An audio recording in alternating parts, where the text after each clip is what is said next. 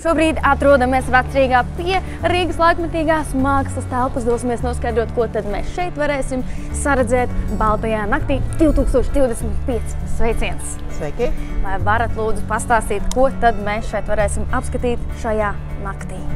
Patiesībā ir tā, ka Rīgas laikmetīgā mākslas telpa Baltās nakts ietvaros iziet arī ārpus fiziskās telpas, notiekot projektiem ne tikai mākslas telpā, bet arī pilsētvidē. Viens no tiem ir Rīgas domas vestibils, savukārt otrs ir Rīgas Doma baznīcas Doma dārzs. Tur tiešām būs izstādīts brīnišķīgs un hrestomātisks objekts, kur ir radījis komponists Ģirds Bišs sadarbībā ar mākslinieku Kristapu Ģelzi, un kas saucas Kanceli. Man liekas, ka šī noteikti ir must-see vieta šajā vakarā, bet dosimies apskatīties, kā tad ir tapuši citi mākslas darbi. Ejam! Čau! Čau! Bam! Kas tad šeit notiksies? Vai šeit pie Rīgas domas, vai tomēr būs iespēja arī doties iekšā beidzot? Vispār jā, tad tas āķis, kad objekts būs eksponēts Rīgas domas foijē. Pārsvarā ir iekšā pieeja tikai deputātiem. Jā, tas ir ekskluzīvi iespēja. Jā, bet kas tur iekšā būs?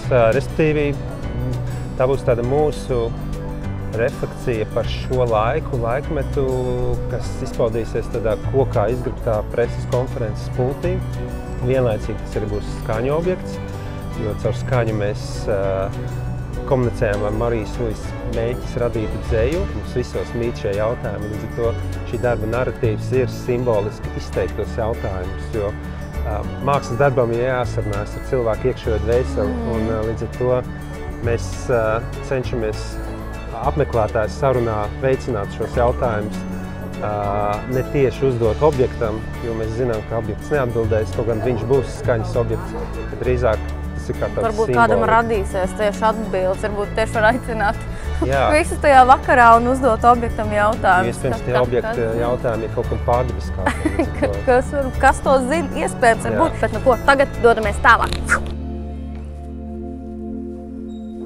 Sveiciens! Tātad, kas ir šis? Mēs esam tikko atvēruši jaunu izstādi ar nosaukumu Stiekodos stikla lagūnu sādā, un es vēlētos tev to parādīt. Ar lielāko prieku. Dodamies! Wow, cik skaisti viss šeit, ārprāts, tik trausls viss izskatās. Pastāst, vai tu esi šo izveidojusi vien pati? Šo visu mēs izveidojam kopā ar māksliniecēm Anastasiju Šnepi un Rebeku Kornu.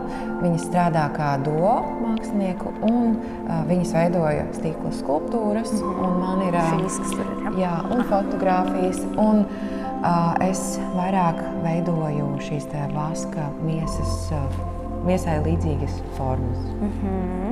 Tas ir šajā pusītē, jā, pareizi? Jā. Ok, bet šeit mums ir tik trausli šie te mākslas darbi izlikti, kur šeit cilvēku pūļi un kur šeit koncertu vakari? Būs jāuzvedās diezgan uzmanīgi. Koncerts vakars mums notiks tieši blakus šai telpai, kur pirmajā daļā, uzstājoties Sarmai Gabrānai, uzstāsies arī dejotājs un iedarbosies starp šo izstādi. Un pēc tam vakars jau turpināsies kulminācijas formātā, jau vairāk atdalīti. Skatītāji noteikti ir aicināti arī aplūkot izstādi, bet, protams, kad ar distanci un cieņu pret mākslas darbiem, un cerams, ka viss būs. Man ļoti izklausās šis viss tik tāds piepildīts pasākums gan ar dejām, gan krāsām, vizualizācijām, skaņām, dziedāšanām. Kur mēs tiekamies Baltajā naktī? Mēs tiekamies 6. septembrī Rīgas laikmetīgajā mākslas telpā. 6 ir ieeja. Un līdz cikiem? Līdz pusnaktī. Līdz pusnaktī. Mīļie draugi, nenokavējam. Mēs zinām, kur mēs tiekamies šeit 6. septembrī. Atā!